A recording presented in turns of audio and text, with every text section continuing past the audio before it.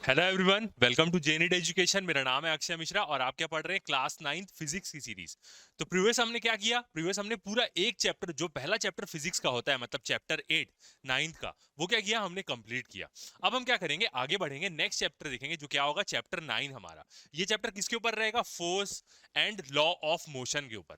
तो previous chapter में हमने क्या देखा? मोशन के बारे में स्टडी करी, वही चैप्टर का नाम था। और मोशन क्या है? मतलब कोई चीज चल रही है, कोई चीज मूव हो रही है, तो उसकी स्पीड क्या होगी, वेलोसिटी क्या होगी, एक्सेलरेशन क्या होगा, ये सब चीजों के बारे में देखा। मतलब वहां पे हमने क्या देखा कि कोई चीज हिल रही है, चल रही है, तो उसका क्या क्या वो इफेक्ट हो रहा है, ये चीज हमने देखा। हमने बस ये नहीं पढ़ा, उसके कॉज के बारे में नहीं पढ़ा कि कोई चीज मूव हो रही है तो कैसे मूव हो रही है, या उसकी स्पीड चेंज हो रही है तो क्यों चेंज हो रही है, वेलोसिटी चेंज हो रही है। वेलोसिटी चेंज हो रही है इसका मतलब क्या है? एक्सेलरेशन आ रहा है, तो वो क्यों हो रहा है, ये मतलब उसके कॉज के बारे में हमने नहीं पढ़ा। ये जो चैप्टर रहेगा फोर्स, फोर्स क्या होती है? एक प्रकार का कॉज होती है मोशन के लिए। मतलब यदि हम फोर्स लगाएंगे तभी कोई चीज क्या होगी? मूव होना चालू होगी। सेम जैसे न्यूटन की फर्स्ट लॉ है, वो भी हम इसमें देखेंगे कि क्या होती है, लॉ ऑफ इनर्शिया। अब प्रीवियसली हमने थोड़ा सा रिवाइज करें तो हमने वहां पे क्या देखा है? स्पीड देखा है और वेलोसिटी के बारे में देखा है। स्पीड क्या होती है? जब भी कोई जगह में हमें सिर्फ स्पीड की जरूरत पड़े, मतलब हमें डायरेक्शन की जरूरत ना पड़े, तो वहां पे हम स्पीड यूज करते हैं। जैसे क्या बोलते हैं? एग्जांपल, स्पीड ऑफ लाइट बोलते हैं। कभी आप ऐसा नहीं सुने होंगे कि क्या बोले होंगे? वेलोसिटी ऑफ लाइट बोले। हमेशा क्या बोलते हैं? स्पीड ऑफ लाइट जनरली ज्यादा बोलते हैं। इसका मतलब क्या है? लाइट हमेशा स्ट्रेट लाइन में ट्रेवल करती है और उसकी स्पीड होती है। कहीं पे भी दूसरी जगह में आया यूनिफॉर्म सर्कुलर मोशन में, हमने क्या देखते हैं? वेलोसिटी देखते हैं। तो जहां पे भी आप वेलोसिटी सुनेंगे, वहां पे आप जरूर ध्यान दीजिएगा कि वहां पे डायरेक्शन का भी जिक्र हो रहा होगा। मतलब उस जगह में डायरेक्शन की भी जरूरत पड़ रही होगी हमें, जो भी चीज बताने के लिए। और जहां पे भी स्पीड यूज कर रहे हैं, वहां पे हमें डायरेक्शन की कोई जरूरत नहीं है। जैसे गाड़ी का जो मीटर होता है उसको हम क्या बोलते हैं? स्पीडोमीटर बोलते हैं। वेलोसिटी मीटर क्यों नहीं बोलते? क्योंकि वहां पे सिर्फ हमें स्पीड जानने की जरूरत है, किस दिशा में जा रहा है उसकी जरूरत नहीं है। तो यहाँ पे वेलोसिटी, तो यहां से क्या समझ में आया हमें कि जहां पे भी हमें डायरेक्शन जानने की जरूरत है, वहां पे हम क्या यूज करते हैं? वेलोसिटी। तो जिस भी जगह में आप वेलोसिटी सुनेंगे, जरूर देखिएगा वहां पे कुछ डायरेक्शन के बारे में भी। ऑब्वियस ही बात है, वेलोसिटी वेक्टर क्वांटिटी, तो डायरेक्शन की बात तो आएगी ही आएगी। मगर उस जगह में स्पीड और डायरेक्शन दोनों का काम होगा, इसलिए हम वहां पे क्या कर रहे हैं? वेलोसिटी यूज कर रहे हैं। ठीक है। दूसरी बात, अब हमने ये चीज देखी कि जब भी वेलोसिटी टाइम के साथ चेंज होगी तो क्या होगा? एक्सेलरेशन आएगा वहां पे। ठीक है। और जहां पे भी एक्सेलरेशन आ गया, वहां पे क्या आएगी? फोर्स आएगी। मतलब यदि आप फोर्स लगा रहे हैं तो किसी भी चीज की आप वेलोसिटी चेंज कर सकते हैं। वेलोसिटी उसकी ज्यादा कर सकते हैं। कोई चीज मूव हो रही है, उसको आप और ढकेल दिए तो उसकी वेलोसिटी तेज हो जाएगी ना, मतलब फोर्स लगा दी उसमें। और कोई चीज जा रही है और उसको आप हल्का सा धीरे कर दिए, टच कर दिया, अपोजिट फोर्स लगा दिए, तो वो चीज धीरे होने लग जाएगी। जैसे गाड़ी चलते रहती है, हम ब्रेक लगाते हैं तो डी एक्सेलरेट करते हैं, तो वो एक्सेलरेशन आया मतलब फोर्स आया। तो यही क्या होता है? कारण होता है मोशन का। तो प्रीवियस चैप्टर में हमने देखा कि कोई चीज चल रही है तो चल रही है, किस कारण से चल रही है वो चीज हमने ध्यान नहीं दी। यहाँ पे हम देखेंगे कि कोई भी चीज चलती है तो उसके पीछे का कारण क्या है, फोर्स क्या होती है, इस चीज के बारे में हम देखेंगे। ठीक है। तो शुरू करते हैं। कौन सा वाला रहता है? ये क्या रहता है? हमारा चैप्टर 9 रहता है साइंस की बुक का। और ये कौन सा रहेगा? हमारा पार्ट 1 रहेगा। ठीक है। मतलब 9 चैप्टर का part 1, force and law of motion. Okay. तो यदि आप चैनल में नए हैं तो बिल्कुल चैनल को सब्सक्राइब करना ना भूलें, लाइक करना और शेयर करना ना भूलें। तो शुरू करते हैं अपना ये वाला चैप्टर, पहले सिर्फ इंट्रोडक्शन से कि क्या होता है। तो ज्यादा कुछ लिखने की जरूरत नहीं है, यहाँ पे डेफिनेशन लिखना है, क्या चीज लिखनी रहेगी मैं आपको बताऊंगा, बस सुनना है और समझना है अच्छे से। तो फर्स्ट वाला पॉइंट देखते हैं, introduction. In our everyday life, हमारी हर मतलब हमेशा की लाइफ में, we observe that some efforts are required to put a stationary object into motion और स्टॉप ए मूविंग ऑब्जेक्ट। हम देखते हैं कि यदि कोई भी चीज को क्या करना है, हमें चलाना है, तो उसे कुछ मोशन देना पड़ता है, मतलब कुछ एफर्ट करना पड़ता है। जैसे साइकिल है, आपको साइकिल चलानी है तो आपको साइकिल के ऊपर बैठ के पैडल मारना पड़ेगा, मतलब पैडल करना पड़ेगा साइकिल को, तभी तो साइकिल चलेगी। तो कोई भी चीज को मूव करना है तो आपको कुछ मतलब एफर्ट करना पड़ेगा, संघर्ष करना पड़ेगा थोड़ा सा, मतलब मेहनत करनी पड़ेगी एक प्रकार से देखा जाए तो। और किसी भी चीज को रोकना है तो भी आपको उसमें क्या करना पड़ेगा? थोड़ा सा एफर्ट करना पड़ेगा। ठीक है। जैसे कोई चीज गोल गोल घूम रही है, सेम जैसे फैन है, फैन ऑफ हो गया है, ठीक है, चलते फैन में तो बीच में उंगली नहीं डालेंगे, फैन यदि ऑफ हो गया है और वो धीरे धीरे घूम रहा है, आप चाहते हैं कि उसको तुरंत रोकना है, तो आप क्या करते हैं? हल्का सा टच कर देते हैं तो वो तुरंत रुक जाता है। ठीक है। चलते फैन में ऐसा नहीं करना है, वरना आपकी उंगली पे उंगली कट सकती है आपकी। ठीक है। तो कोई भी चीज को यदि हमें चलाना है या उसको रोकना है तो हमें कुछ एफर्ट करना पड़ता है, थोड़ा सा जूझना पड़ता है, संघर्ष करना पड़ता है एक प्रकार से बोला जाए तो। ठीक है। Next point, we ordinary experience this as a muscular effect. इसको हम जनरली कैसे एक्सपीरियंस करते हैं? मस्कुलर इफेक्ट से, मतलब जो भी हम मसल से अपनी ताकत लगाते हैं उसी से इसको एक्सपीरियंस करते हैं। कोई चीज चल रही है, आपको उसको रोकना है तो आप क्या कर देंगे? ऐसे हाथ से उसको रोक देंगे। मतलब अब क्या कर रहे हैं? अपने मसल की ताकत यूज कर रहे हैं। तो ये चीज को हम क्या करते हैं? एक्सपीरियंस करते हैं। ऐसा यहाँ पे क्यों बोला जा रहा है? क्योंकि फोर्स दिखती नहीं है हमें।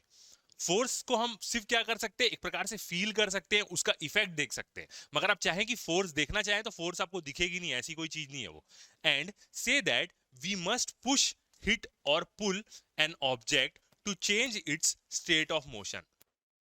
तो हम क्या देखते हैं? एक मस्कुलर इफेक्ट महसूस करते हैं, और यदि किसी भी चीज का हमें स्टेट ऑफ मोशन चेंज करना है तो उसके लिए हम क्या करते हैं? उसको पुश कर सकते हैं, ढकेल दिए तो वो और तेजी से होगा। हिट कर सकते हैं, हिट मतलब जैसे क्रिकेट खेलते हैं तो बैट बॉल बॉल आती है तो उसको हिट करते हैं तो उसका क्या हो जाता है? बहुत ज्यादा उसको मोशन मिल जाता है। ऑलरेडी बॉल मोशन में रहती है मगर हिट कर दिए तो और उसको पावर मिल जाती है, तो वो हाइट तक जाती है। और पुल, किसी चीज को आप खींच रहे हैं तो भी तो आप उसमें ताकत लगा रहे हैं, मस्कुलर एफर्ट लगा रहे हैं। तो वही of an object to change it state of motion. अब यही जो पुश, हिट और पुल है, इसी को हम क्या बोलते हैं? फोर्स बोलते हैं। तो कभी भी आपसे पूछे कि फोर्स क्या है, तो आप बोलेंगे फोर्स क्या है? पुश करना, पुल करना, किसी चीज को हिट करना, यही होता है। पुश करने में आप क्या कर सकते हैं? कंटिन्यू बहुत थोड़ी देर तक फोर्स लगाते रहेंगे। पुल करने के लिए भी आपको थोड़े से कुछ टाइम तक खींचना पड़ेगा। हिट करने का मतलब क्या होता है? एक सेकंड, इंपल्स फोर्स बोलते हैं इसको। अब अचानक से उसको हिट किए, एक सेकंड में आप उसके वेलोसिटी का डायरेक्शन चेंज कर दिए।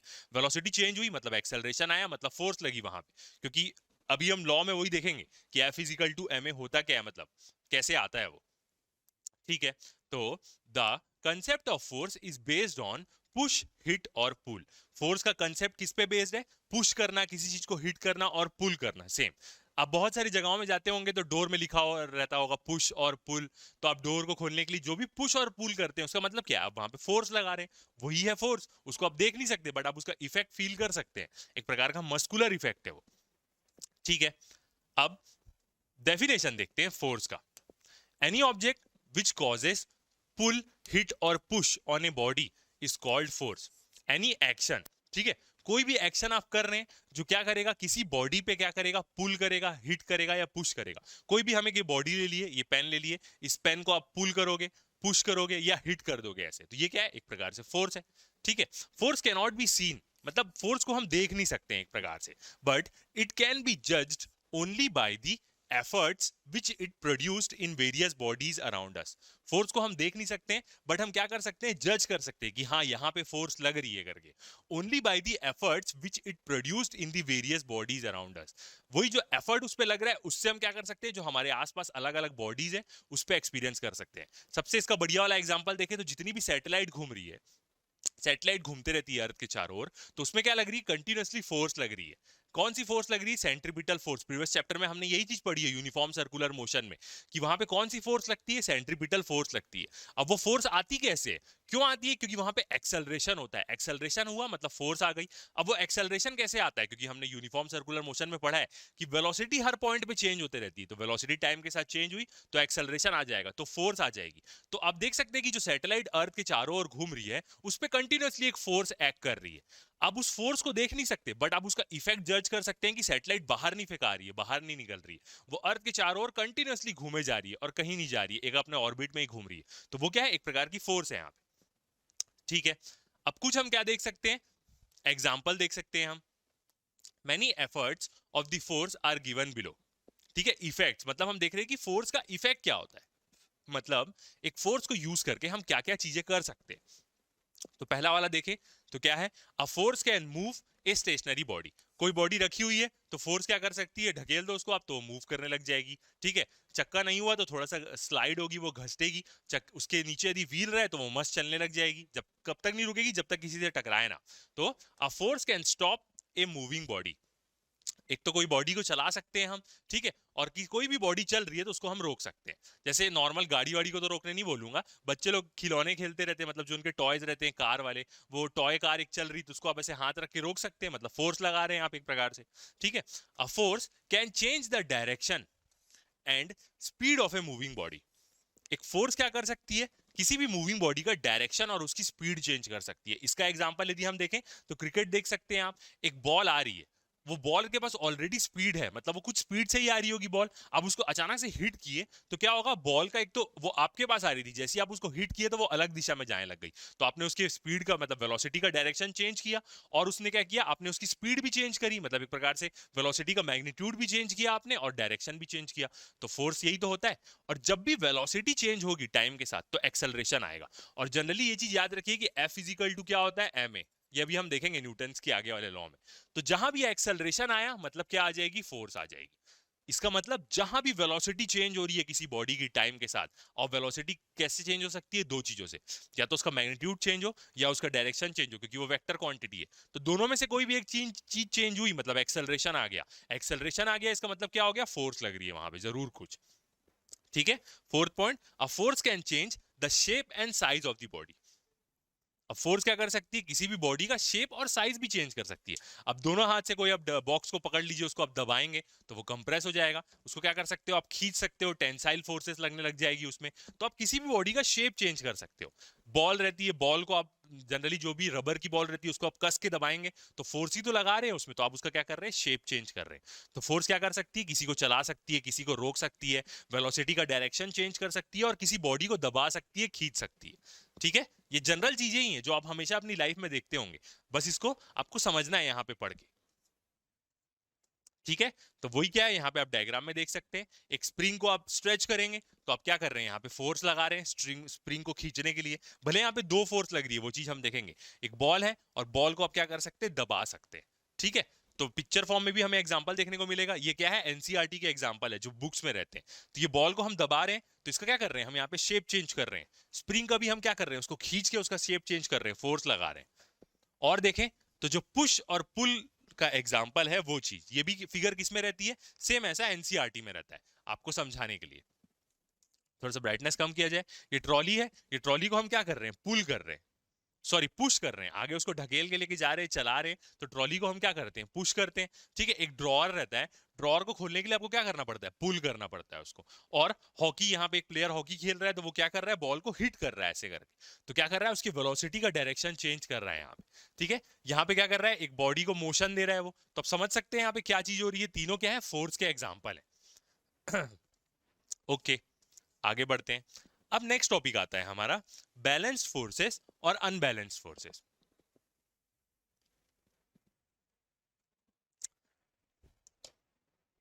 बैलेंस्ड और अनबैलेंस्ड फोर्सेस क्या होती है, यदि किसी चीज को, जैसे ये पेन है, अब ये पेन को मैं क्या कर रहा हूं, ऐसे दोनों तरफ से ऐसे फोर्स लगा रहा हूं। ठीक है। दोनों तरफ से फोर्स लग रही है क्योंकि मैं इसको पकड़ के रखा हुआ हूं, और ये पेन हिल नहीं रहा है, मतलब इसमें नेट फोर्स जीरो लग रही है। हर तरफ से फोर्स इस साइड से जितनी फोर्स लगेगी, इस साइड वाली भी सेम वैसी फोर्स लगेगी, और दोनों को कैंसल आउट कर देंगे, तो वो बैलेंस होती है। और जब भी अनबैलेंस्ड फोर्स लगती है, मतलब यदि अब ऐसे मैं इसको पकड़ा हूं और ये फोर्स ज्यादा लगाने लग गया, तो पेन क्या हो रहा है, उस तरफ जा रहा है, तो यही क्या हो रहा है, अनबैलेंस्ड फोर्स है। वो एक साइड किसी चीज को क्या करने लग जाती है, ले जाने लग जाती है, जिस साइड की फोर्स ज्यादा है। तो वही चीज अभी हम देखते हैं। Forces are of two types, दो प्रकार की फोर्सेस होती है, such as balance forces and unbalance forces. एक फोर्स बैलेंस रखेगी, कोई चीज जहां पे है वो वहीं पे बैलेंस रहेगी, मतलब उसमें क्या हो रहा होगा, बैलेंस फोर्स लग रही होगी। और कोई चीज इधर उधर भाग रही है, चल रही है, मोशन हो रहा है उसका, तो उसमें अनबैलेंस फोर्स लग रही है। आगे जाके हम देखेंगे कि मतलब कोई चीज मूव करते रहती है, मतलब कोई चीज एक्सेलरेट कर रही है, तो उसमें क्या लग रही है, एक अनबैलेंस फोर्स लग रही है, वही चीज देखेंगे। ओके। तो फर्स्ट देखते हैं हम बैलेंस फोर्स के बारे में। तो when net effect produced by a number of forces acting on any body is zero। Net effect का मतलब क्या होता है कि एक बॉडी में बहुत सारी फोर्स लग रही है, ये ऐसे एक बॉडी ले लूं, उसमें एक ऐसे फोर्स लग रही है, ये फोर्स लग रही है। ठीक है। और ये दोनों फोर्स यदि एफ एफ की हुई, यदि इसको हम दबा रहे हैं, तो वो बॉडी क्या रहेगी, अपनी जगह में ही रहेगी, हिलेगी नहीं। ठीक है। अब यदि ये फोर्स ज्यादा हो गई, ये फोर्स 2F की हो गई और ये फोर्स क्या हो गई, सिर्फ F की रही, तो ये बॉडी क्या हो जाएगी, उधर चलने लग जाएगी ऐसे ऐसे। ठीक है। तो यदि दोनों एफ एफ का है तो यहां पे हम क्या बोलेंगे, नेट फोर्स जीरो है। एफ और एफ एक दूसरे को कैंसल आउट कर देंगे यहाँ पे, तो वही मतलब होता है नेट इफेक्ट। अब यहां पे मैंने दो फोर्स लगा के बताया, बहुत सारी फोर्सेस भी लग सकती है किसी बॉडी में, बट उसका नेट इफेक्ट क्या हो, जीरो हो। चार जगह से फोर्स, जैसे एक बॉडी ले लेते हैं, ये एक बॉडी ले लिया, अब इसमें चारों साइड से फोर्स लग रही है ये,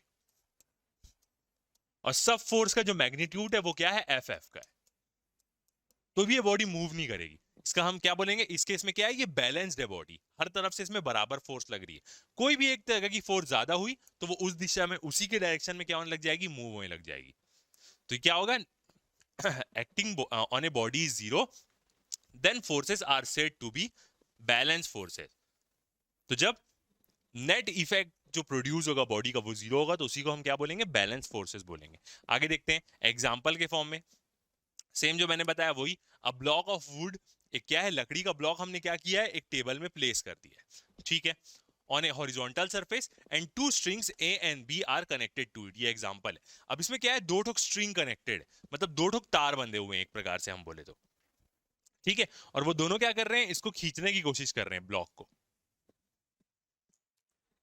तो आप देख सकते हैं दोनों यहाँ पे फोर्स देखेंगे, ये फोर्स की भी वैल्यू एफ है और इस फोर्स की भी वैल्यू एफ है, दोनों फोर्स एकदम बराबर है। तो ये ब्लॉक मूव होगा क्या, नहीं मूव होगा, क्योंकि दोनों तरफ से उसको सेम चीज से खींच रहे हैं, ठीक है। तो ये ब्लॉक क्या होगा, मूव नहीं होगा, मतलब किसमें है, ये रेस्ट में। अब कोई चीज रेस्ट में है तो उसकी वेलोसिटी तो जीरो होगी ना, या स्पीड जीरो होगी, दोनों का मतलब तो सेम होगा, ठीक है। आगे देखते हैं, ऐसा ही जो एनसीईआरटी में एग्जांपल दिखाता है, सेम एनसीईआरटी बुक में आप देखेंगे तो ऐसा एग्जांपल रहता है। अब यहाँ पे क्या है, एक ठोक ब्लॉक है, ओके। अब इसमें क्या लग रही है, दो प्रकार से फोर्स लग रही है, यहाँ पे एक फोर्स लग रही है इस तरफ एफ की, ओके, और यहाँ पे एक फोर्स लग रही है, एक वुडन ब्लॉक को रख के ऐसे दोनों साइड से बराबर बराबर खींच रहे हैं तो वो अपनी जगह पे ही रहेगा, ठीक है। अब यहाँ पे एक और फोर्स लग रही, कैसे, एक इसका वेट होगा जो क्या हो रहा होगा, नीचे की तरफ दबा रहा होगा, और जब ये वेट किसी चीज को दबाएगा तो ये जो सरफेस है ये एक रिएक्शन देगा ऊपर, तो एक क्या लग रहा होगा, इसमें ऐसे रिएक्शन भी लग रहा होगा, तो ये दोनों फोर्सेस भी क्या होंगी, एक दूसरे को बैलेंस कर रही होंगी। तब ये क्या है, ऐसे रखा भी हुआ है, इधर दोनों की फोर्स बैलेंस हुई तो ये इस जगह में है, ऊपर नीचे की फोर्स बैलेंस हुई तभी ये यहाँ पे रखा हुआ है। यदि ऊपर की फोर्स ज्यादा होती तो ये नीचे तोड़ के इसको नीचे गिर जाता, और यदि नीचे की फोर्स ज्यादा होती तो उसको ऊपर कर देता, ऐसा हो नहीं सकता। मगर तो यही क्या है, चारों जगह से ये क्या है, ब्लॉक क्या है, बैलेंस्ड है, इसलिए वो अपनी जगह पे यहाँ पे क्या है, रखा हुआ है, ठीक है। तो ये एग्जांपल देख के आप क्या समझाता है एनसीईआरटी बुक में बैलेंस फोर्सेस के बारे में। आगे चलते हैं, तो अब देखते हैं बैलेंस फोर्सेस करती क्या है। Balance forces do not change the following function. Balance forces क्या करती है, चेंज नहीं करती कुछ फॉलोइंग फंक्शंस को। कैसा, पहला क्या है, द स्टेट ऑफ रेस्ट और द स्टेट ऑफ मोशन, ठीक है। अब यदि कोई चीज रेस्ट में रखी हुई है, रुकी हुई है, और इसमें बैलेंस फोर्सेस लग रही है, तो इसके जो रेस्ट का स्टेट है उसको वो चेंज नहीं करेगी। क्यों चेंज करेगी भाई, जब सारी फोर्सेस बैलेंस्ड है तो वो चीज जैसी रखी हुई है वैसी रखी हुई है। और यदि कोई चीज चल रही है, ऑब्वियस बात है, कोई चीज चल रही तो उसपे भी फोर्सेस लग सकती हैं, और वो जो फोर्सेस लग रही हैं वो बैलेंस फोर्सेस है, तो वो उस चीज को ना रोकेगी भी नहीं। यदि वो चल रही है तो उसको बिना डिस्टर्ब होते हुए चलने ही देगी पूरा। तो याद रखिएगा, बैलेंस फोर्स क्या करती है, स्टेट ऑफ रेस्ट और स्टेट ऑफ मोशन को चेंज नहीं करती। मतलब ये है, वो रुकी हुई है तो रुकी हुई रहेगी, चल रही तो चल रही रहेगी, ठीक है, मगर उसमें बैलेंस फोर्स लगनी चाहिए। तब अनबैलेंस फोर्स लगी तो वो रुक जाएगी या चलने लग जाएगी, कुछ भी हो सकता है। फिर एग्जाम्पल, ये वाला एग्जाम्पल क्या रहता है, बहुत कॉमन रहता है, टग ऑफ वॉर का। टग ऑफ वॉर आपने देखा होगा, रस्सी खींच जो रहता है, इधर पे 7-8 लोग रहते हैं, दोनों तरफ में 7-7 लोगों की टीम रहती है, और सब क्या करते हैं, रस्सी को खींचते हैं दोनों तरफ से। तो आप जब देखे होंगे, जैसे वो लोग शुरू करते हैं अपना मैच खींचना, तो उस समय क्या रहता है, बीच में एक ऐसे कपड़ा बंधे रहता है मिडिल में, कि किस तरफ ज्यादा जा रहा है तो वो टीम जीतेगी। तो जब शुरुआत करते हैं उन लोग, तो उस समय क्या होता है, रोप किसी भी तरफ मूव नहीं होती है, तो उस समय क्या रहते हैं, उन लोग बैलेंस में रहते हैं।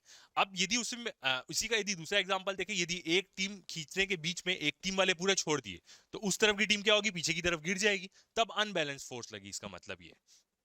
तो in tug of war, when both the teams apply similar force from the both side, rope does not move either side. जब दोनों टीम क्या होती है, सिमिलर फोर्स लगाती है रोप में, सेम प्रकार की ताकत लगाती है, तो रोप मूव नहीं होती है। रोप मूव नहीं होती है, इसका मतलब क्या है कि रोप ऐसे ऐसे हिलती नहीं है, आई रिजल्टेंट फोर्स इज जीरो। अब जब एक बॉडी में बहुत सारी फोर्स लगती है तो वहां पे हम क्या करते हैं, रिजल्टेंट निकालते हैं। रिजल्टेंट का मतलब क्या होता है कि ओवरऑल इन सारी फोर्सेस का इफेक्ट क्या हो रहा है। यदि रिजल्टेंट से हमें ये समझ में आता है कि एक बॉडी में यदि बहुत सारी फोर्स लग रही है तो वो मूव किस तरफ होगी, रिजल्टेंट फोर्स से हमें ये समझ में आता है। और यदि कोई बॉडी में बहुत सारी फोर्स लग रही है और वो सारी फोर्सेस बैलेंस्ड है, तो रिजल्टेंट फोर्सेस क्या आएंगी, जीरो आएंगी। और कोई अनबैलेंस्ड है तो रिजल्टेंट फोर्स की कुछ वैल्यू आएगी। Hence it is a balance force. Tug of war में जो लोग रस्सी में फोर्स लगाते हैं वही क्या बोल रहा है, बैलेंस फोर्स बोल रहा है। बट जब एक टीम जीतने लग जाएगी तब बैलेंस फोर्स नहीं होगी, मतलब उसकी फोर्स ज्यादा हो जा रही। आगे देखते हैं। नेक्स्ट आया अनबैलेंस फोर्सेस। तो अनबैलेंस फोर्सेस देखते हैं क्या है। व्हेन, अब यहां से पढ़ेंगे तो आपके लिए ज्यादा आसान रहेगा। अब एनसीईआरटी पढ़ेंगे तो उसमें तो और भी बहुत सारी थ्योरी रहती है, मैंने क्या किया शॉर्ट शॉर्ट लिया है। तो when net effect produced by number of forces, net effect मतलब सबका जो इफेक्ट हो रहा है एक साथ, acting on a body is non zero, then the forces are said to be unbalanced forces. तब इस केस में हम बैलेंस को क्या बोलेंगे, अनबैलेंस फोर्सेस। इसका सबसे बढ़िया एग्जांपल क्या है जो एनसीईआरटी में एक प्रकार से बॉक्स से बताता है। कोई भी चीज को यदि आपको खसकाना है, आप अपना घर को क्या कर रहे हैं, आप अच्छे से जमा रहे हैं, तो आपको टेबल को खसकाना है, किसी टेबल को, तो आप क्या करेंगे, टेबल को पुश करेंगे। ठीक है, तो आप उसको हल्का सा फोर्स लगाएं तो वो नहीं हिलेगा। ठीक है, क्योंकि उस समय क्या है, फ्रिक्शन लग रहा है, जमीन से वो घसेगा तो फ्रिक्शन फोर्स लग रही है। बट अब उसमें ज्यादा फोर्स लगाएंगे तो वो मूव करने लग जाएगा। तो वही क्या है, एक एग्जांपल है अनबैलेंस्ड फोर्स का। तो then forces are said to be unbalanced force. ठीक है, अब इसका एग्जांपल देखते हैं। A boy wants to relocate the refrigerator at his house. ठीक है, अब आप क्या करना चाहते हैं, यदि अपने घर में जो फ्रिज रहता है आपका रेफ्रिजरेटर, उसको आपको रिलोकेट करना है। तो जनरली बहुत सारे जो फ्रिज रहते हैं उसमें मतलब रोलिंग वाले चक्के नहीं लगे रहते, मतलब उसके स्टैंड में, वरना फ्रिज इधर उधर हो जाएगा। वो क्या रहते हैं, प्लेन रहते हैं उसके जो स्टैंड रहते हैं, तो उसको आपको क्या करना पड़ता है, खसकाना पड़ता है। तो अब उसमें हल्की सी फोर्स लगाओ एक उंगली से, बिल्कुल नहीं खसकेगा वो, क्योंकि उसमें फ्रिक्शन लग रही है नीचे से इतनी ज्यादा। जब वो जमीन से घस के जाएगा तो एक घर्षण की जो फोर्स होती है उसको फ्रिक्शन बोलते हैं, वो लग रही होगी उसमें। बट अब उसमें एकदम ज्यादा ताकत लगाएं अच्छे से तो वो हिलने लग जाएगा, तो अनबैलेंस फोर्स लगा दिया आप उसके ऊपर। बैलेंस फोर्स यदि लगती तो वो मूव ही नहीं करता, एक ही जगह में रहता।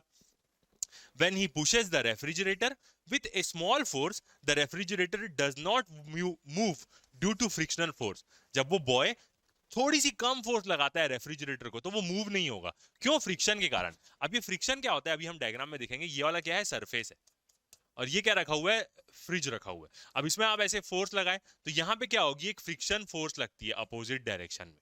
जब आपकी फोर्स इस फ्रिक्शन फोर्स से ज्यादा हो जाएगी तब ये चीज क्या होगी, मूव होना चालू होगी। वरना यदि आपकी फोर्स कम रही और फ्रिक्शनल फोर्स ज्यादा रही तो वो चीज हिलेगी ही नहीं मतलब। तो acting in a direction opposite to the push, तो फ्रिक्शनल फोर्स कहां लगती है, अपोजिट डायरेक्शन पे लगती है। और लॉजिकली भी आप इसको सोच सकते हैं कि किसी चीज को आप ढकेल रहे हैं तो वो जमीन से क्या हो रही है, घस रही है। ऐसे ही वो चीज ऐसे जा रही है तो फ्रिक्शन फोर्स का डायरेक्शन तो आपकी तरफ होगा, सेम वही चीज। मोशन के अपोजिट डायरेक्शन में फ्रिक्शन फोर्स का डायरेक्शन होता है। आगे जाके तो आप इसके बारे में बहुत सारी चीजें पढ़ेंगे। आगे देखते हैं। तो अभी हमने क्या एग्जांपल में देखा कि यदि वो थोड़ी सी फोर्स लगा के पुश करना चाहेगा फ्रिज को एक उंगली से या एक हाथ से ऐसी पुश कर दूंगा, हल्का बड़ा वाला फ्रिज रहा तो एक हाथ से पुश करेगा तो नहीं मूव होगा ना वो, तो उस समय नहीं मूव होगा वो। But if he push the refrigerator harder, यदि वो एकदम दोनों हाथ से ताकत लगा के रेफ्रिजरेटर को पुश करता है, then the pushing force become more than the friction. उस केस में क्या हो जाएगा, जो वो फोर्स लगा रहा है वो फ्रिक्शन से ज्यादा हो जाएगी, जो नीचे की घर्षण की फोर्स है उससे ज्यादा हो जाएगी। And due to this the refrigerator start moving in the direction of push, और इसी के कारण क्या होने लग जाएगा, रेफ्रिजरेटर मूव करने लग जाएगा जिस डायरेक्शन में फोर्स लग रही है उसी डायरेक्शन में। In the above example, there is an unbalanced force which causes the motion of the refrigerator. तो यही एक एग्जांपल है अनबैलेंस फोर्स का, जिसके कारण रेफ्रिजरेटर मूव होने लग जाता है। आप अपने घर में टेबल खसका रहे हो तो अनबैलेंस फोर्स लगाओगे आप उसमें तो वो चीज मूव होने लग जाएगी। तो अनबैलेंस फोर्स लगी, इसका मतलब क्या है, कोई चीज का मोशन चेंज होगा वहां पे। मोशन चेंज होगा मतलब चल रही है तो यदि कोई चीज चली रही है और उसमें अनबैलेंस फोर्स लगी तो वो और तेजी से चलने लग जाएगी या रुकने लग जाएगी। तो डेफिनेशन देखा जाए तो ये डेफिनेशन आप नोट कर लेंगे। The unbalance forces causes a change in the state of rest और of uniform motion of a body. तो ये एक प्रकार का डेफिनेशन है, इसको आप नोट कर सकते हैं। तो अनबैलेंस फोर्सेस क्या करेगी, चेंज करेगी, causes a change in the state of rest. Previously हमने क्या देखा, बैलेंस फोर्स क्या करती है, रहने देती है। स्टेट ऑफ रेस्ट है तो उसको मेंटेन करेगी, और या मोशन है तो उसको मेंटेन करेगी, मोशन को रोकेगी नहीं। अनबैलेंस फोर्स क्या करती है, चेंज करती है। यदि कोई चीज रुकी हुई है और उसमें आप अनबैलेंस फोर्स लगा दिए तो वो खसकने लग जाएगी, चलने लग जाएगी। और of uniform motion, uniform motion का भी वो क्या करती है, स्टेट चेंज करती है अनबैलेंस फोर्स। अब यूनिफॉर्म मोशन का मतलब क्या होता है, हमने देखा है कि कोई चीज सेम स्पीड से चल रही है। ठीक है, यूनिफॉर्म स्पीड मतलब, और यूनिफॉर्म वेलोसिटी के हिसाब से सोचे तो कोई चीज सेम स्पीड से सेम दिशा में ही चल रही है, एक ही दिशा में वो जा रही है, ठीक है, सेम स्पीड से। तो अब इसमें कोई चीज एकदम आराम से सेम स्पीड से चल रही है एक ही डायरेक्शन में, तो यूनिफॉर्म वेलोसिटी और यूनिफॉर्म स्पीड सेम होगी। अब इसमें अनबैलेंस्ड फोर्स लग गई तो क्या होगी, इसकी स्पीड बढ़ सकती है या कम हो सकती है, तो वेलोसिटी चेंज होगी, इसका मतलब स्पीड भी चेंज हो रही है, ठीक है। तो वो क्या कर रहा है, यूनिफॉर्म मोशन। अब यहाँ पे एक और चीज क्या आता है, डायरेक्शन भी आता है। यदि स्पीड वही रहे और इसका डायरेक्शन चेंज कर दी, एक फोर्स ऐसे ऐसे करके डायरेक्शन चेंज कर दी, तो भी वेलोसिटी चेंज हो रही है। तो वही बोला वो उसने, of uniform motion of the body. तो क्या कर देता है वो, स्टेट ऑफ रेस्ट को चेंज करती है अनबैलेंस्ड फोर्स, और यूनिफॉर्म मोशन कहीं पे हो रहा है और वहां पे अनबैलेंस्ड फोर्स लग गई तो वो उसका भी स्टेट चेंज कर देगी, नॉन यूनिफॉर्म मोशन हो जाएगा वहां, ठीक है। एग्जाम्पल देखते हैं, तो सेम ये भी कैसा, टग ऑफ वॉर का एग्जाम्पल। अब इसमें क्या होगा कि दो टीम टग ऑफ वॉर खेल रही है, मतलब रस्सी खींच खेल रही है, दोनों एक दूसरे को खींच रहे हैं, एक टीम क्या करेगी, छोड़ देगी, तो ये टीम पीछे की तरफ गिर जाएगी, सेम वही चीज। In tug of war when one of the teams suddenly released the rope, यदि एक टीम अचानक से रस्सी छोड़ दे, and then an unbalanced force act on the other team, तो इसी केस में क्या होगा, एक अनबैलेंस्ड फोर्स दूसरी टीम पे लगने लग जाएगी, due to which it falls backward, जिसके कारण वो जो अगली टीम है वो पीछे की तरफ गिर जाएगी। ओके, आगे बढ़ते हैं। अब सेम जैसे ये वाला एग्जांपल है, अनबैलेंस्ड फोर्स समझाने के लिए एनसीईआरटी आपको ऐसी इमेज देता है जिससे आप क्या कर सकते हैं, अनबैलेंस्ड फोर्स को समझ सकते हैं। पहली वाली कंडीशन, ठीक है। अब इस कंडीशन पे क्या है, इन लोग थोड़ी सी फोर्स लगा रहे हैं, तो यहाँ पे क्या हो रही है, घर्षण के कारण एक फ्रिक्शन फोर्स आ जा रही है ये, और ये लोग थोड़ी सी फोर्स लगा रहे हैं तो ब्लॉक जो है वो मूव नहीं कर रहा है। यहाँ पे क्या कर लिए, ये लोग थोड़ी सी ज्यादा फोर्स लगाए तो वो मूव करना चालू हुआ। अब यहाँ पे लोग ज्यादा फोर्स लगाने लग गए तो अब क्या होने लग गया, वो बॉक्स क्या होने लग गया, मूव होने लग गया, और फ्रिक्शन फोर्स से ज्यादा उन लोग फोर्स लगा लिए। तो यही अनबैलेंस फोर्सेस को समझाता है एनसीईआरटी इस डायग्राम की मदद से। ओके, तो अभी क्या देखते हैं, एक इंफॉर्मेशन देखते हैं, ये वाली लाइन भी इंपॉर्टेंट है, इसको भी आप नोट करके रखेंगे। तो इफ एन अनबैलेंस्ड फोर्स, यदि एक unbalanced force is applied on A moving object, यदि एक अनबैलेंस्ड फोर्स हम अप्लाई कर दे किसी मूविंग ऑब्जेक्ट में, अनबैलेंस्ड फोर्स का मतलब क्या है कि रिजल्टेंट होगा उस फोर्स का, अनबैलेंस्ड होगी फोर्स वाली। कैसे, ये बॉडी, इसमें एक फोर्स लग रही है F, और यहां पे यदि मैं एक F फोर्स लगा दूं तो ये बैलेंस्ड है, बॉडी हिलेगी नहीं, मगर इसमें मैं 2F लगा दूं तो वो अनबैलेंस्ड हो गई, अब ये बॉडी इस तरफ मूव होने लग जाएगी।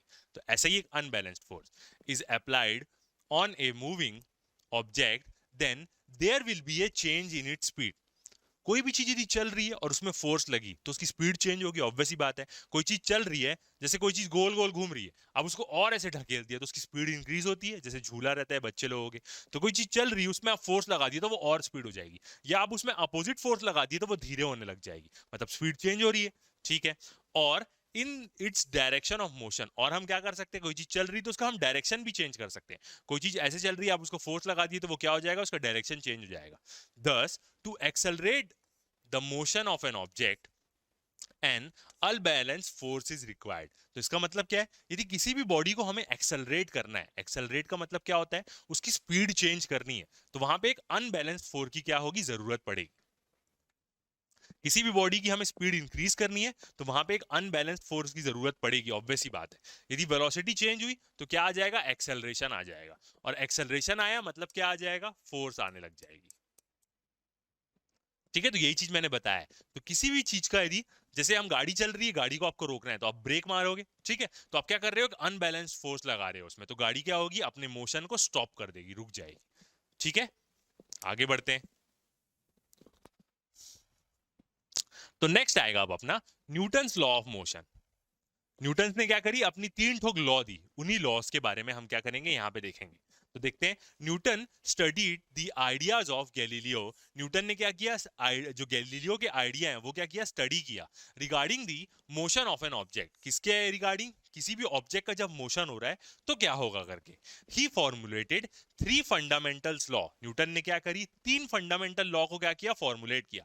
जो न्यूटन थे वो बहुत जबरदस्त मैथमेटिशियन थे, उन्होंने क्या दिया है, बहुत सारा, जितना भी ये जो प्लैनेट का रिवॉल्यूशन होता है अर्थ के अराउंड, मतलब जो भी हम बोलते हैं न्यूटोनियम मैकेनिक्स, बहुत बड़े मैथमेटिशियन थे वो, बहुत जबरदस्त, उन्होंने ही पूरा ये दिया था पुराने टाइम में। बहुत सारे साइंटिस्ट लोग बोलते थे कि अरे यार मतलब जितनी भी कैलकुलेशन है सोलार सिस्टम की, प्लैनेट का मोशन, किसी भी चीज का, वो हम कैसे करेंगे। तो न्यूटन ने क्या करी थी, अपनी 3 सेट की पूरी बुक्स बनाई उस समय, मतलब उन्होंने एक बुक पब्लिश करी। तो न्यूटन क्या थे, न्यूटन कहते बहुत बड़े क्या थे, एक प्रकार के मैथमेटिशियन थे। तो ही formulated 3 fundamentals law that govern the motion of an object। उन्होंने क्या करी, 3 फंडामेंटल लॉ दी जो क्या करती हैं, कोई भी चीज का मोशन हो रहा है उसको गवर्न करती हैं, उसी के हिसाब से हम बता सकते हैं। These 3 laws are known as Newton's law of motion। और यही 3 लॉ को हमने क्या बोला, न्यूटन्स लॉ ऑफ मोशन बोला। ठीक है, आगे बढ़ते हैं, तो यही लॉस के बारे में देखते हैं। सबसे पहले first law, Newton's first law of motion. जब आप आगे जाएंगे तो आपको ये चीज याद हो जाएगी, कोई चीज चल रही है तो वो चलते ही रहेगी जब तक उसमें कोई एक्सटर्नल फोर्स ना लगे या अनबैलेंस्ड फोर्स ना लगे, और कोई चीज रुकी हुई है, आराम से रखी हुई है, तो वो रखे ही रहेगी। कब तक, जब तक उसमें कोई अनबैलेंस्ड फोर्स या कोई एक्सटर्नल फोर्स ना लगे। ये हिंदी में था। अब देखते हैं क्या क्या है न्यूटन्स की फर्स्ट लॉ, देखते हैं। इसी को हम क्या बोलते हैं, लॉ ऑफ इनर्शिया भी बोलते हैं। It states that if an object will continue to remain in its state of rest or of uniform motion along a straight line path। यदि एक ऑब्जेक्ट है वो क्या कर रहा है, continue to remain in its state of rest, मतलब वो क्या है, अपने रखा हुआ है आराम से, तो रखा ही हुआ है। दूसरा, और of uniform motion along a straight line path, और क्या कर रहा है, यूनिफॉर्म मोशन कर रहा है एक स्ट्रेट लाइन पाथ में, मतलब यूनिफॉर्म स्पीड होगी उसकी और यूनिफॉर्म वेलोसिटी होगी क्योंकि स्ट्रेट लाइन में हो। ठीक है, unless an external force acts on it. कब तक करते रहेगा, जब तक उसमें कोई बाहरी फोर्स नहीं लगेगी, external force. This means that all objects resist change in their state. इसका मतलब क्या होता है कि जितने भी ऑब्जेक्ट्स रहेंगे वो क्या करेंगे, अपना जो स्टेट है उसको चेंज करने के लिए रेजिस्ट करेंगे। मतलब कोई चीज आराम से रखी हुई है तो वो रखी ही रहेगी ना भाई, क्यों चलेगी, अपने आप उठ के क्यों चलने लग जाएगी भाई, वो बिल्कुल नहीं चलेगी। और कोई चीज चल रही है तो वो रुकेगी नहीं जब तक उसमें कोई एक्सटर्नल फोर्स नहीं लगती। यहीं से क्या कंसेप्ट आता है, इनर्शिया का कंसेप्ट आता है।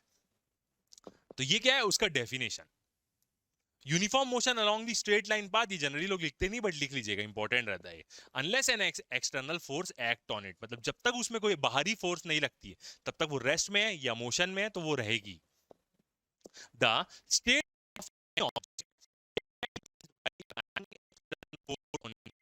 किसी भी ऑब्जेक्ट का स्टेट, स्टेट मतलब वो रखा हुआ है कि चल रहा है, स्टेट ही होगा उसका, चल रहा है तो वो एक अलग स्टेट है, रखा हुआ है तो मतलब रेस्ट में तो वो अलग स्टेट है। वो कैसे चेंज हो सकता है किसी भी ऑब्जेक्ट का स्टेट, तभी जब हम क्या करेंगे, एक्सटर्नल फोर्स लगाएंगे। तभी कोई ऐसे एक बॉल रखी हुई है, ठीक है, अब इसको हमें चलाना है तो एक फोर्स लगानी पड़ेगी आगे, तभी ये चलेगी, वरना अपने आप नहीं चलेगी। और कोई चीज चल रही है ऐसे ऐसे करके, ठीक है, तो इसको हमें रोकना है तो यहाँ पे एक ऐसे फोर्स लगानी पड़ेगी, तभी ये क्या होगी, टकरा के रुकेगी। एग्जाम्पल देखते हैं, अब इसी का example, a person standing in a bus falls backward when the bus started moving suddenly if he is not alert। एक पर्सन बस में खड़ा हुआ है, उसका ध्यान नहीं है कि बस चालू होने वाली है, ठीक है, और वो बस में खड़ा हुआ है, यदि वो अलर्ट रहेगा तो नहीं गिरेगा, अलर्ट नहीं है, वो इधर उधर अपने दोस्तों से बात कर रहा है, बस अचानक से चलना चालू हो गई, तो आप देखे होंगे ऐसे पीछे की तरफ क्या होता है, झटका लगता है, ठीक है, आप क्या होता है, गिर जाते हैं। ऐसा क्यों होता है, क्योंकि आप रेस्ट में है, तो आपकी इनर्शिया क्या बोलेगी, फर्स्ट लॉ के अकॉर्डिंग, कि आप रेस्ट में ही रहो।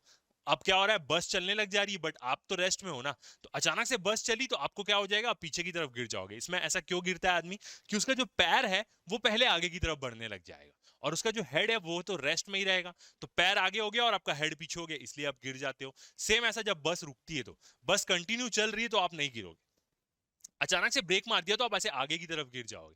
क्यों, क्योंकि अब आप अपने आपका मतलब स्टेट क्या है, आप मोशन में हो, अचानक से एक्सटर्नल फोर्स लग गई तो आप गिर जाओगे, क्योंकि आपकी बॉडी चाहेगी कि वो अपना स्टेट चेंज ना करे करके।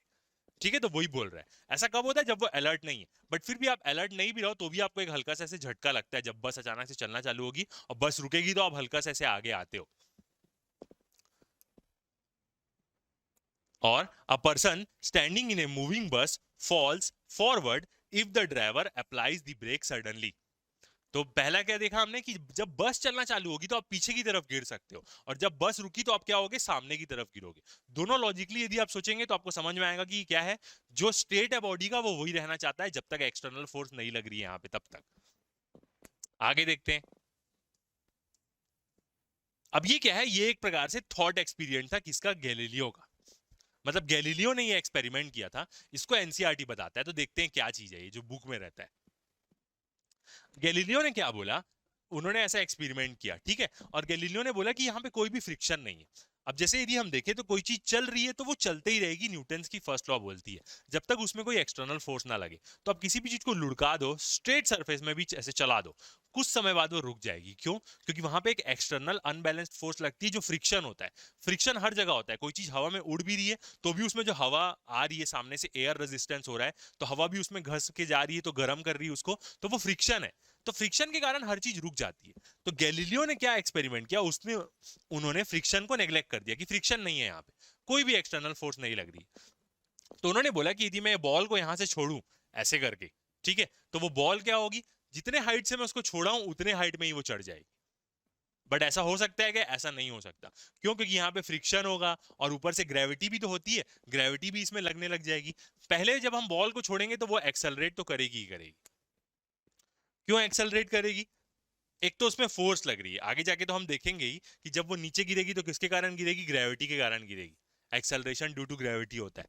तो गुरुत्वाकर्षण इसको खींचेगा तो वो नीचे की तरफ आएगी, और जब वो नीचे की तरफ आएगी तो क्या होगी, एक्सेलरेट होगी, एक्सेलरेशन आएगा उसमें, क्योंकि बॉडी स्पीड होती है नीचे गिरते गिरते, एक्सेलरेट हुई। अब वो क्या बोले गैलीलियो ने कि वो बॉल यदि कोई भी वो नहीं रहा, मतलब एक्सटर्नल फोर्स नहीं रही, तो ये बॉल एग्जैक्टली इतने हाइट तक ही चढ़ जाएगी। बट ऐसा रियल पॉसिबल नहीं। तो उन्होंने वही सोचा कि ऐसा रियली क्यों नहीं हो रहा है। तो रियली क्यों नहीं हो रहा है, क्योंकि कुछ एक्सटर्नल फोर्स इसमें लग रही है, फ्रिक्शन की, ग्रेविटी की, जब वो ऊपर चढ़ने लग जाएगी तो। दूसरा दूसरा एक्सपेरिमेंट उन्होंने क्या बोला कि एक बॉल को मैंने छोड़ा तो वो सेम हाइट तक जाएगी, और यदि मैं इसका थोड़ा स्लोप कम कर देता हूं, मतलब इसकी मैं ढलान कम कर देता हूं, तो वो थोड़ा और दूर तक जाएगी। अब ये डिस्टेंस देखें और ये डिस्टेंस देखें तो ज्यादा है ना। तो यदि मैं उसकी ढलान कम करता हूं तो वो बॉल और दूर तक जाएगी, ठीक है, और थोड़ी सी ढलान कम करता हूं तो वो और दूर तक जाएगी, यदि कोई उसमें एक्सटर्नल फोर्स नहीं लग रही है तो। गैलीलियो ने ऐसा एक थॉट एक्सपेरिमेंट किया। और दूसरा चीज उन्होंने बोला कि यदि ये स्लोप है ही नहीं, ऐसा सीधा स्ट्रेट लाइन रहेगा, तो यदि मैं बॉल को छोड़ दूं तो ये बॉल तब तक चलते रहेगी जब तक वो इतने हाइट तक चढ़ ना जाए।